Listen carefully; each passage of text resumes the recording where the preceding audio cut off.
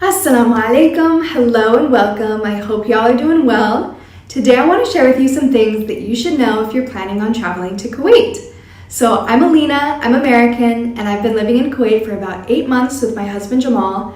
And before coming here, I had a lot of questions about the food, the culture, what to wear, what it's like. Because in the US, we don't really hear a lot about the Middle East, and what we do hear from the media is pretty skewed. So I want to share with you some things that you should know before visiting. Number 1. What to wear.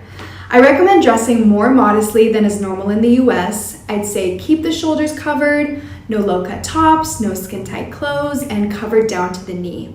And ladies here dress very fashionably, so make sure you're looking good. It's better to overdress than underdress. Now, I've gotten some comments on social media of people very concerned for my safety because I'm American and I'm living in the Middle East. Guys, I'm not gonna be beheaded, okay? It is fine and totally safe here. That's just propaganda, okay? And you don't have to cover your hair. Many ladies don't. It is fine and totally safe. And it's only mandatory to cover your hair when you go to the mosque. So, now that that's out of the way, the next thing that you should know about is the weather. It is scorching hot here in the summer, and I mean that. It's like an oven. No one really goes outside except at the beach, into the chalet area. They go out jet skiing and go out to the malls, but most Kuwaitis travel during the summer because they just don't want to be in Kuwait. It gets to be like 120, 130 degrees Fahrenheit. It is crazy. And this weather lasts from about June to August, and then from March to mid-November, it's hot, but not crazy hot. But that being said, I stayed in Kuwait last summer and I had an amazing time. We just stayed indoors pretty much, and there's AC everywhere, so not a big deal. We didn't really go outside except to the beach house area known as the chalets. And winter here in Kuwait is very pleasant. It's a great time to travel. From the end of November to the end of February, the weather is nice. People go camping in the desert, known as Keshta, walking outside at the parks, four-wheeling. It's nice and cool, and Kuwait is much more vibrant. Kuwaitis stay in the country because the weather's pleasant. And they bring out their classic cars, which in the summer would be way too hot to drive. So there's just a lot more outdoor activities, and many weddings happen during this time of year.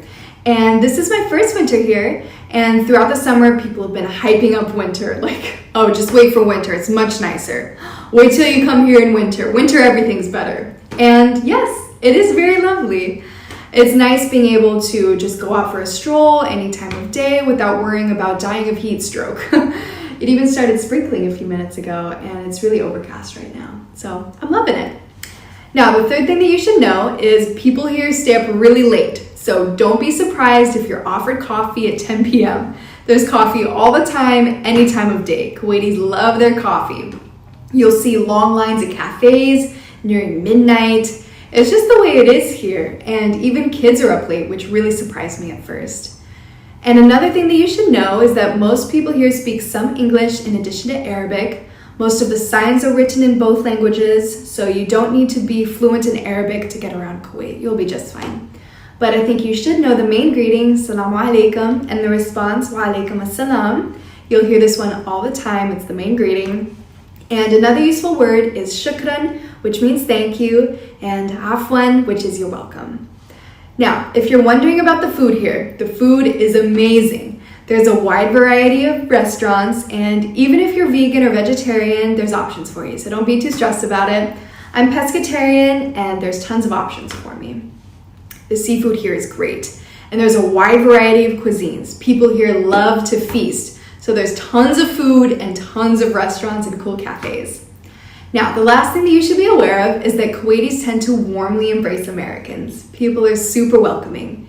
Kuwaitis are proud of their heritage and culture, so when they see Americans taking interest in it, they feel delighted. And this is something that is emphasized in Islam, honoring your guests. So that's what people here try to do. And this has been my experience. I feel totally comfortable and welcomed. So I highly recommend visiting Kuwait and experiencing Middle Eastern hospitality. You know, a few years ago, I never thought that I would visit, let alone live in the Middle East, but it is awesome. I'm loving it. I even got my camel headscarf on. I'm feeling the vibe. So anyways, I hope that you guys learned a little something, and I'll see you next time. Bye-bye.